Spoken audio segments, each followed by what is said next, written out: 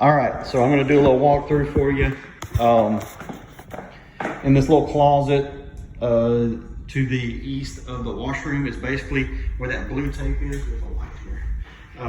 Is basically where that belly starts, where it comes out of that belly.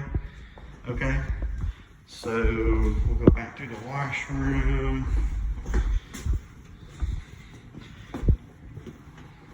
So that's basically right here. That's right at 15. The line actually runs pretty close to where they marked that X over there. It wasn't dead on, but it's pretty close. And so this right here is where the belly actually starts. We didn't show that on the camera footage because you can't really see anything with the water that's just laying there. It's dirty, and we did that before we ran any water, just to locate it and make sure that's where it was holding water before we added anything to the system. So just sitting, laying where it was, that's the two spots. It's roughly 15 feet, pretty close, maybe 15 and a half or something. So I always allow a few feet on each side of it.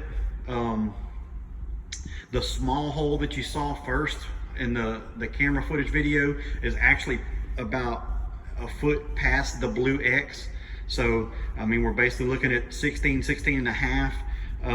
Plus I allow a few feet on each side of it to get it to the proper elevation, because that whole pipe has sunk a little bit.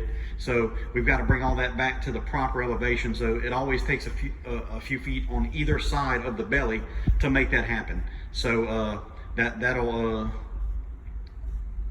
be some more work for us up underneath there, So that I'll allow for that in the quote though. So that's basically all it is that the hole formed in the bottom of that old cast iron. The mud got wet underneath it, and the whole pipe sunk, formed the belly, and that's what's catching the paper, stopping everything up. And everything in my quote is laid out to get rid of that belly and tie onto good pipe. When we cut into the pipe, we always test it to make sure it's solid before we make the final tie-in. And that's about all I can tell you. That's our locator there. Y'all any questions, give me a call.